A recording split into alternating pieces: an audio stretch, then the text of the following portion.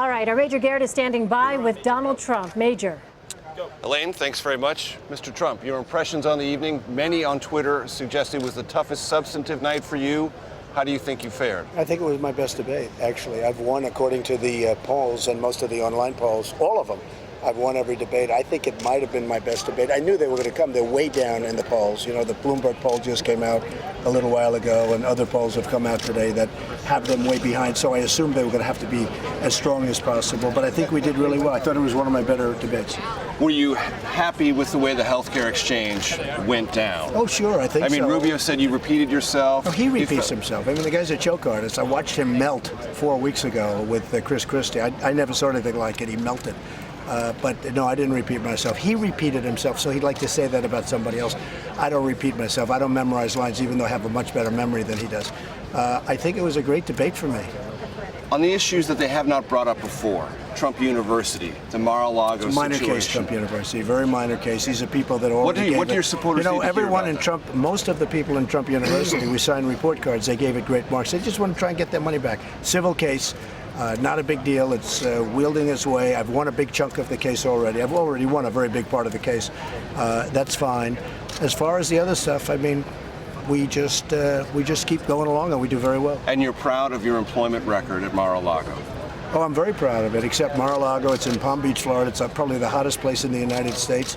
And during the season, which is called the social season, it's impossible to get help. It's very, very hard to get help. Impossible to hire American workers. It's very hard. Either they're not qualified, and one of the big things, it's a seasonal job. It's right. It's a 4-month, 5-month job. And American workers don't want to work. They want to have a full-time job. So this is like Obamacare in a way. This is a 4-month, 5-month job. And your company's done everything possible to prioritize American workers over foreign workers. I'd prefer it, but it's Palm Beach. You cannot. It is so hard to get help. It's the Palm Beach social season, which I'm sure you're aware of. I have no clue. And I can tell you, it's a very hard thing to do. So we bring in people, and they work there part-time. The problem is, if you're American in that case, or if you're from the area, you don't want to work for 3-4 months. Mm-hmm. What are your expectations here in Texas? There's a sense that if things go your way here, it's the end of Ted Cruz. Well, I think I can win. The poll just came out about an hour ago, and we're tied. And I love Texas. I mean, I've been here so many times. I have so many friends in Texas. They're incredible people, incredible spirit. It's a great place. I think I'll do well in Texas, but... You don't need to win. No, I don't need to win. Not Texas, but I'd like to win Texas if I could, but I'm winning everything else. The Bloomberg poll just came in. I'm winning every place in the South, and I'm winning big league. I'm by big margins. In your mind, is this effectively, though not mathematically, over after next Tuesday?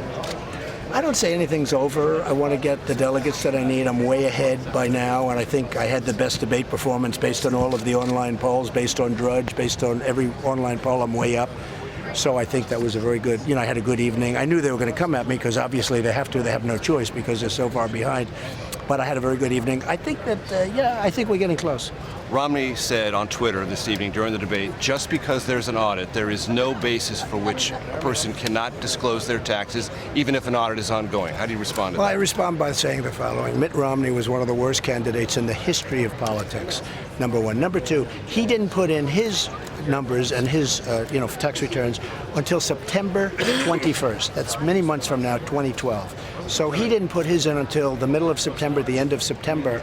And that's a long way from where we are right now. So, he just wants to remain relevant. He's going to support Marco Rubio, probably hoping to get something out of it. But he's just a failed candidate. I mean, he's terrible, I think. On the substance, is there anything legally preventing you in the midst of an audit? Oh, yeah, nobody presents. Look, I've been audited for so many years straight because of the size of my company. It's a very large company. And I've been audited for many, many years. And it works out. You audit and, You go back and forth? A little bit. You go back and forth, and I find them very professional, frankly. I don't know why I'm audited every year. Is there anything in the art of a deal that works in an audit? No, I don't think so. You do what you have to do. I mean, the tax codes are so complicated. They're so tremendously complicated. I have the best accounting firms, the best legal firms, and but I have an audit going on right now, and you never do this. It's just an audit like you might have. I will say this. I've been audited now for 10 or 12 years in a row. I have friends that are very rich that never get audited. They've never been audited. Do you think there's anything political about it? Well, I think so, because why am I audited every single year? I'm audited by different administrations, Republican and Democrat. Well, even I can say that. It's true. I've been audited through other administrations. Is it possible that the things you tell your supporters you'd work very hard to pay the least amount of taxes? Oh, absolutely. Is part of this you know why I auditing want to process? pay? You know why I want to pay? Yeah, I want to pay the least amount possible. Unlike these stupid people like Romney, who goes out and tries to show how high he pays. That's why he would have been. Look, it wouldn't have worked out. And he was a bad candidate. I've said it. I've said it to you. I hate what they do with the money. Frankly, if they spent the money wisely, if they knew what they were doing as a government, they don't. With the Iran deal and all of the other things that they do, I would feel much different about it. But I hate what they do with my tax dollar. I hate what they do with my supporters' tax dollar. And I think that's why I'm so high in the polls, because people agree. And I'm the only candidate that walks out and say, I do in fact fight very hard to pay as little as possible. I will say, though, if I agreed with them and really watched them and liked what they were doing as a government, I'd have a whole different attitude. Before I let you go, is there anything about your experience tonight that tells you it would be worth your time to brush up more on the substance of either entitlements, health care, Israeli-Palestinian, any of those issues? I think I did great on every subject tonight. Look, I'm winning every single online poll by a lot. I think I did really well. No, I don't think so. I will say on health care, you're going to bid it out, and we're going to have, once you get rid of the lines, you're going to bid it out. We're going to have so many different plans. It's going to be incredible. It's going to be private plans, and it will be incredible, and it'll be a lot less expensive and a lot better. We'll see you down the road. Thank you. Thank you. Thank you. Mr. Trump. There you go, Elaine. All right, I don't need this anymore. I'll wait your questions. Major Garrett there. Fascinating. Just fascinating to hear him take your questions, and then at the end there, especially using that verb, I couldn't help but be struck by that verb, hate. I hate what they do with my tax dollars, especially against the backdrop of what we know now to be true. This is a very angry electorate. When we have looked at the exit poll numbers, you cannot deny there is this seething feeling among Republican primary voters about the behavior of the federal government in their eyes.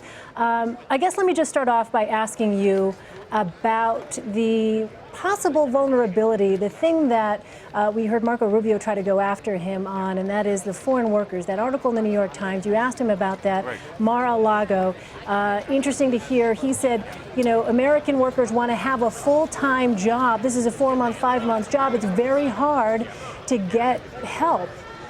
Is this a potential vulnerability for Donald Trump, you think? Well, he has an answer that he is comfortable with, and one thing that works in politics is an answer you're comfortable with that you believe you can defend.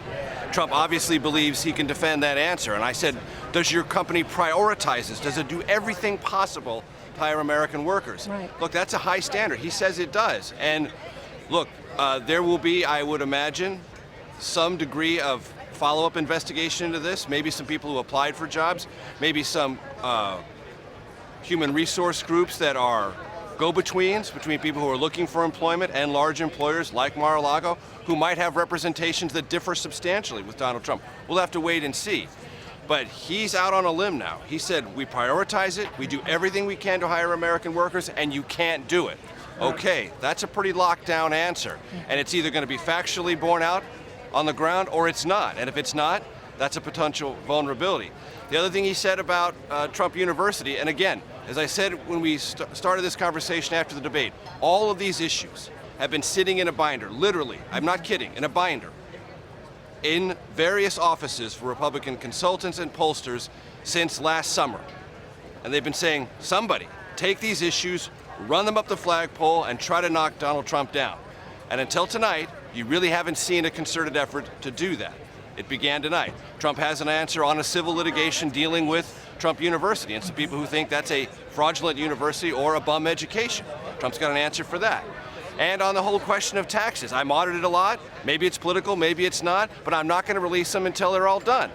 And batting away Mitt Romney on that question by remembering and asserting the dates by which Mitt Romney dealt with his taxes. And what you can say is Mitt Romney is experienced in the politics of tax returns, but not successfully so, and that's one of Trump's arguments. The last thing I would say is, if there's one thing that is absolutely, utterly consistent about Donald Trump at any debate, he derives instant vindication from online polls. And if online polls say he won, that he was the alpha dog on stage, that's all he needs to know. Nothing else matters. So when I said, do you think there's any need to get a little bit more substantive on any of these issues? Nah, I was great.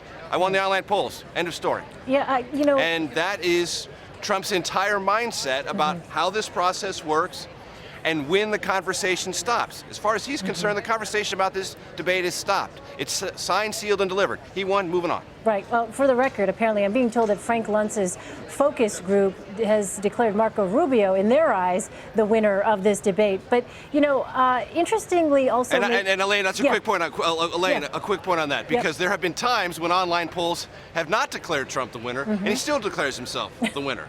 He'll find one or two and then say they all love me. That's all. It's all about me. So and his supporters even don't when question there that, is obviously. counterfactual evidence, no, never. Counterfactual evidence is not weighed. Factual evidence that uplifts Donald Trump always weighed down to the finest grain of sand. Major, let me ask you about something you brought up with him about Texas. And you said, you don't need to win. He said, no, I don't need to win. Obviously trying to lower expectations there. But then you went on to ask, and this was really interesting to hear his answer. You asked him, in your mind, is this over after Tuesday? And if he does well, and rather than saying, well, absolutely, I've got this in the bag, because we heard him say just a couple of nights ago after Nevada, you know, this could be over here in a couple of months. Right. He said after South Carolina, folks, let's go wrap this up, meaning go to Nevada and then go through Super Tuesday. Look, he is being cautious, and he is becoming somewhat adept at some of the minor league political arts. And one of them is maintaining a sense of control and elasticity about your own expectations, not driving them up too high, citing poll numbers that work favorably to his advantage on the national level in some other states, but also being cautious about his prospects here in Texas. And he's deservedly so cautious about his prospects in Texas. He's going up against a very popular sitting senator who has run and won recently here and is sort of part of this new vanguard of conservatives in Texas. So if Donald Trump were to beat Ted Cruz here, it would be not on the high end of amazing, but it would be on the amazing scale. And it's something that he wants to play with somewhat delicately. Now, he's having a press conference in Dallas tomorrow before he goes on to Oklahoma City. And I guarantee you that's not a coincidence. He wants to follow up here in Houston with the next largest metro and media market in the state, Dallas, occupy that terrain for the better part of the day and then move on to Oklahoma. So there is a two-day strategy here in Texas in the biggest, most populous cities, Houston and Dallas, to spread his message as far and wide as he possibly can and see if it's at all possible to knock off Ted Cruz. Because if Ted Cruz were to lose Texas, he may continue on in the race, but he would not have a credible argument as to how he could eventually become the Republican nominee. Yeah, one of the big things we'll be watching, of course, on Super Tuesday.